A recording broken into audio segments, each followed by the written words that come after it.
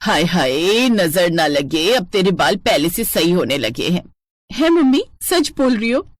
हाँ, पहले याद कर कितने टूटते थे और चोटी भी कितनी पतली बनती थी, लेकिन अब देख। बात तो सही कही आपने।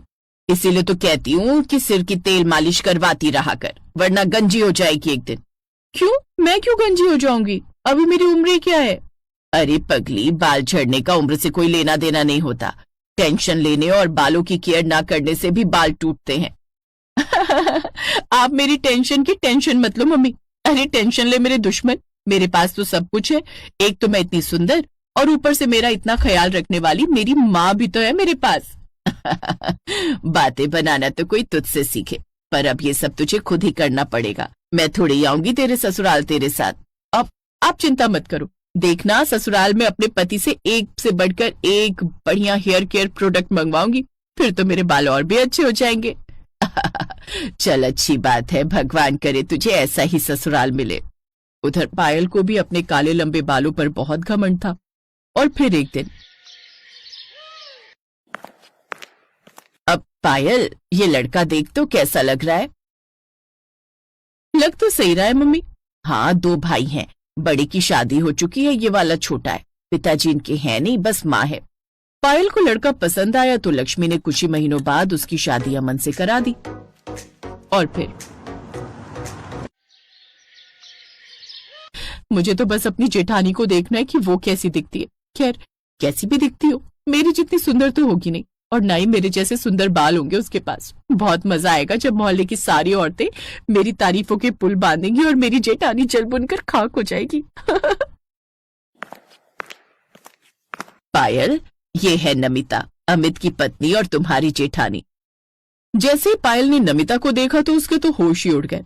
नमिता का रंग दूध जैसा सफेद था, और तभी पायल की नजर नमिता की चोटी पर पड़ी, जो उसकी कमर से भी नीचे लटक रही थी। और फिर एक ही पल में पायल के विचार बदल गए। हैं, इतनी मोटी और काली चोटी, और कितने सिल्की से है इसके बाल, ऊपर से इतनी गोरी है। भगवान, ये क्या हो गया? आओ पायल, तुम्हारा स्वागत है। वैसे एक बात तो कहनी पड़ेगी, तुम बहुत सुंदर हो। भाई देवर जी की तो लॉटरी निकल गई। चलो, अब बहुत बातें हो गई। ठीक है मम्मी जी। फिर जैसे ही नमिता रसोई की तरफ घूमी तो उसकी काली और मोटी चोटी लहराते हुए पायल के पास से गुजरी, जिसे देखकर पायल की हालत ही खराब हो गई। इसकी चोटी इतनी मोटी है तो जब ये बाल खोलती होगी तो इसके बाल कितने घने और काले दिखते होंगे। क्या सोच रही है पायल? अब कुछ नहीं माँ जी। पायल के लिए उसकी शादी की सारी खुशी हवा हो गई थी। वो बस बार बार यही सोच रही थी कि उसकी जेठानी के सामने उसे कौन पूछेगा। वो सारी रात इसी टेंशन में रही, और फिर अगली सुबह जब वो नहाने गई तो उसने देखा कि उसकी जेठानी रसोई में सबके लिए चाय बना रही थी। अरे यार, मेरी माँ ने मेरी खोपड़ी में तेल डाल डाल कर जिंदगी गुजार दी, पर मेरे बाल देखो और इसके बाल देखो। हे भगवान, मैं क्या करूं अब? पायल, नहाने जा रही हो? अब हाँ भाभी। ठीक है, जाओ जल्दी से नहा कर आ जाओ, चाय तैयार है, सब साथ में बैठकर नाश्ता करेंगे। ठीक है भाभी। कितना अच्छा बनने की कोशिश करी है, कितना घमंड है ना इसे अपने बालों पर। कुछ तो करना पड़ेगा, ऐसे तो सबकी प्यारी यही बनकर रहेगी और मुझे तो कोई पूछेगा भी नहीं।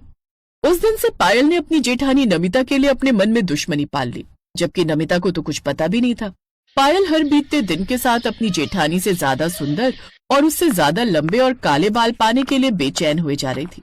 चाहे जितना मर्जी महंगा हो, एक से बढ़कर एक तेल लगाऊंगी, सीरम डालूंगी और शैम्पू भी कस्टमाइज करवाऊंगी, पर अपनी जेठानी से ज्यादा काले और लंबे बाल करके दिखाऊंगी मैं। पायल ने ऑनलाइन ढेर सारे हेयर केयर प्रोडक्ट्स मंगवा लिए। फिर करीब एक महीने बाद, ये क्या होता जा रहा है मेरे बालों को? ये तो पहले से भी ज्यादा रूखे हो गए और झड़ भी कितने रहे। ओहो, क्या करूं अब? एक काम करती हूँ, किसी अच्छे डॉक्टर को दिखाती हूँ। हाँ, ये सही रहेगा। अगले दिन हैरान परेशान पायल एक नामी गिरामी हेयर स्पेशलिस्ट के पास पहुंची और फिर ऐसा लगता है कि आपने बहुत ज्यादा केमिकल का प्रयोग किया है अपने बालों पर। हाँ सर, वो मुझे काले और लंबे बाल चाहिए थे ना, तो बस इसलिए। देखिए, इस सब से आपके बालों की रूट्स बहुत डैमेज हुई हैं। सबसे पहले तो आप सारे केमिकल्स इस्तेमाल करना बंद करिए, और दूसरा, किसी भी बात की टेंशन बिल्कुल नहीं लेनी है आपको, उससे भी बाल झड़ते हैं। ठीक है सर, मैं ख्याल रखूंगी। पहले तो सिर्फ पायल को नमिता के बालों को देखकर टेंशन होती थी, लेकिन अब तो उसे अपने रूखे बाल देखकर और ज्यादा टेंशन होने लगी, और इसी टेंशन की वजह से उसके बाल बहुत तेजी से झड़ने शुरू हो गए। और ये देखकर पायल का दिमाग ही खराब हो गया। हे भगवान, ये क्या हो रहा है मेरे साथ? मैंने तो तुमसे लंबे और काले बाल मांगे थे और यहाँ तो मेरे बाल रुक ही नहीं रहे मेरे सिर पर। ऐसे तो मैं गंजी हो जाऊंगी एक दिन। पायल अपने गिरते बालों से बहुत परेशान थी। दूसरी तरफ अपनी जेठानी नमिता के लंबे काले और घने बाल देखकर उसकी टेंशन 4 गुना बढ़ने लगी। डॉक्टर ने जो दवाइयां दी उनका भी पायल पर कोई खास असर नहीं दिख रहा था। और फिर एक दिन वो एक हकीम के पास जा पहुंची। बाबा, अब तो आप ही का सहारा है, मेरे गिरते बालों का कुछ उपाय बताइए ना। ओहो, ये तो बड़ी दिक्कत है बेटी। तेरे बाल तो काफी झड़ गए हैं। ऐसा लगता है तेरे बालों को किसी की नजर लगी है। 5,000 रुपए लगेंगे, पर गारंटी से तेरे बाल ठीक हो जाएंगे। अरे घुटने तक आएगी तेरी चोटी। मैं दूंगी ना आपको 5,000 रुपए, बताइए मुझे क्या करना होगा। हकीम समझ गया था कि पायल अपने बालों को लेकर बहुत टेंशन में है, इसीलिए उसने उसे बातों में उलझाया और उससे मोटी रकम ले ली। फिर इलाज के नाम पर उसे उटपटांग उपाय बता दिए। अब तो बेचारी पायल कभी अपने बालों में हल्दी का लेप लगाती तो कभी बैंगन रगड़ने लगती, लेकिन इस सब से उसे सिवाय नुकसान के और कुछ हासिल नहीं हुआ।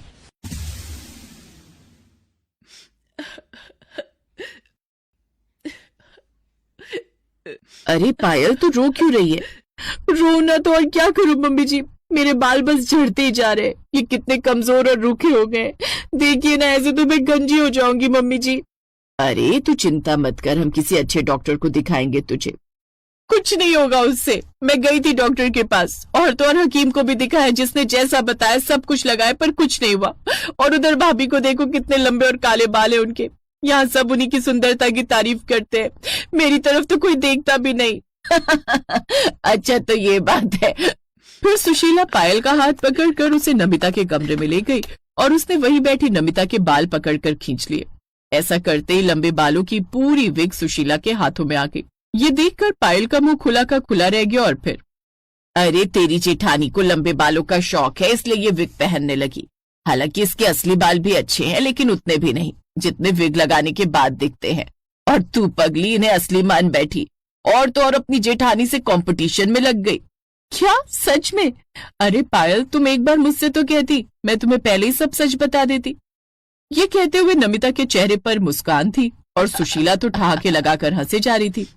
उधर पायल को लग रहा था कि उसके साथ पूरी दुनिया का सबसे बड़ा धोखा हुआ है। वो अपनी बेवकूफी पर और ज्यादा रोने लगी। अरे अब क्या हुआ तुझे? मम्मी जी, मैंने चिढ़ और जलन में टेंशन के मारे अपने अच्छे खासे बालों का नाश कर लिया। अब क्या होगा मेरा? तुम चिंता मत करो पायल, कल से मैं तुम्हारे बालों की मालिश करूंगी और घर का बनाया देसी तेल लगाऊंगी। फिर देखना सब ठीक हो जाएगा। और उस दिन से ही नमिता खुद पायल के सिर पर मालिश करती और उसके साथ खूब हंसती बोलती। फिर कुछ महीनों बाद, अरे वाह पायल, अब देख अपने बाल कितने लंबे और घने हो गए हैं, नजर ना लगे। हाँ मम्मी जी, और कमाल की बात तो ये है कि मैं हमेशा जिनसे चिढ़ती रही, मेरी उसी जेठानी ने मेरी माँ की तरह मेरा ख्याल रखा। अब मुझे कोई टेंशन नहीं, क्योंकि मैंने ये मान भी लिया है और जान भी लिया है कि मेरी जेठानी जैसा इस दुनिया में और कोई